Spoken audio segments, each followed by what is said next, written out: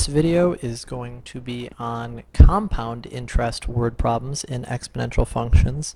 But before we do that, let's do a review of regular interest problems to see if you know what you're doing. So, pause the video, give this problem a try. Remember to write the equation where t is years after 1990. So think hard about how many years after 1998 is. For now, for question C, you're going to have to guess and check or graph using your calculator or use your calculator's table to find the answers. So pause the video and I'll put the answers up in just a second. Here are the answers to the question on the board. This just deals with regular interest or regular exponential growth. The function is in relation to the variable t, which is time. 1998 would be 8 years after 1990. Tuition would have costed $5,884.85. And year 7 is the first year that tuition would exceed $5,500. Here's the formula for compound interest. Pause the video for a second to write this down. The big difference here is that when we compound, it's like we're taking our interest rate and splitting it up a couple of times, but instead of just multiplying once per year, we'd be multiplying multiple times per year. So the big change to this equation is the number of times your money compounds per year, which we see showing up here and here.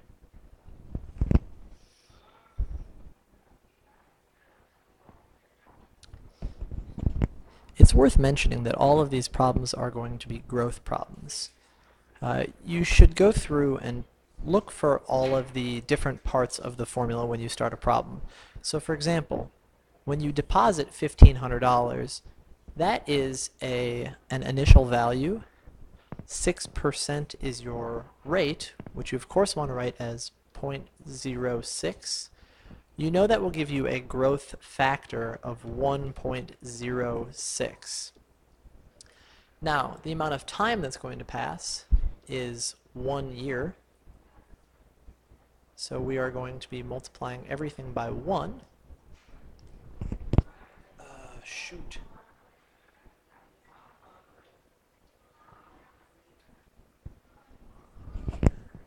Now, our initial value is $1,500.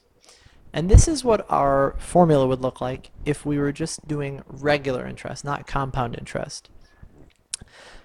The big change here is that instead of just adding the rate to 1, we have to add the rate divided by the number of times that it compounds. We also have to multiply the exponent by the number of times that it compounds. This is going to work out to exactly the same way as if there's no compounding at all. So we would get 1,500 times 1.06 to the first power, which we don't even really need to worry about. The change here is when we have compounding more than once per year. You're going to need to recognize some words like annually, semi-annually, quarterly, monthly, daily, that sort of thing. It's useful to go through and check how many times you compound in each problem. So for example, semi-annually means twice, quarterly means 4 times. So we plug this into the formula, and we get 1,500 times 1 plus 0.06 divided by 2 raised to the 2 times 1 power. This is the number of times that we compound, and this is the number of years that passes. The number of times that we compound also shows up in the denominator there.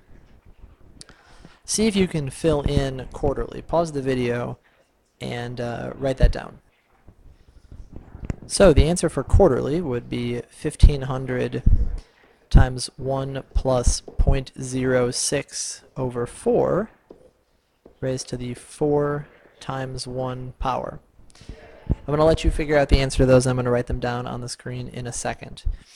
If you need to think about why the interest rate is being divided, just think about it as a yearly interest rate that is broken up evenly among the number of times that we compound. So I put the answers to those problems on the board in blue there. Now the numbers do not get substantially bigger. You can see that they do indeed increase. But remember, this is only after 1 year. Imagine if this was over several years, how much more dramatic that increase would get. So the next problem is to see how long it would take for your account to double. Now you're going to need to be careful here. If we're starting with $3,000, we're trying to figure out how long it's going to take for our equation to give us $6,000. We'll learn how to formally solve these later, but for now we're going to use guess and check. You need to be able to set up the equation, but then you should be able to guess and check. So for annually, that's just like our regular interest. So 1.11 and then 1 compound, and we're trying to figure out how many years it's going to take. So we're trying to solve for this variable t. At this point we're only able to guess and check. So type that equation in as you see it into your calculator and see how many years it will take for your account to double. So the first time that the account will double is in the 7th year. That's the first time you'll have more than $6,000. See if you can go through and figure out these other two problems using the same idea, but remember you're going to need to include the number of compounds in your problem. Okay, we're still looking for the same type of answer, still using guess and check, but you're going to need to include the number of compounds. So see if you can figure it out for semi-annually and then quarterly. I'll put those answers on the board, but pause for a few seconds to work that out. So for both of these problems, the answer is actually 7. It is important to note that although that's the first year that your money doubles, the first account would make you $6,228.48, while the second account would make you $6,348.27 in the same amount of time. Let's see if the answer is still 7 years for quarterly, or if maybe it takes less time. So pause the video and take a look at that problem. Okay, so it will still take 7 years for the quarterly compounding interest to double, but in that time you would get $6,412.28, which is almost $100 more than compounding semi-annually. Okay, so here is a problem where you get the chance to have 3 choices to invest. Remember, this is just regular exponential growth. Compounding semi-annually means that you have 2 compounds, and compounding monthly would be how many compounds? See if you can figure that out. Okay, run through these problems, pause, and I'm going to put the answers up when you unpause. If you get stuck on one of the problems, go back to earlier in this video or back to the regular interest video. So check your work to see if it matches these equations.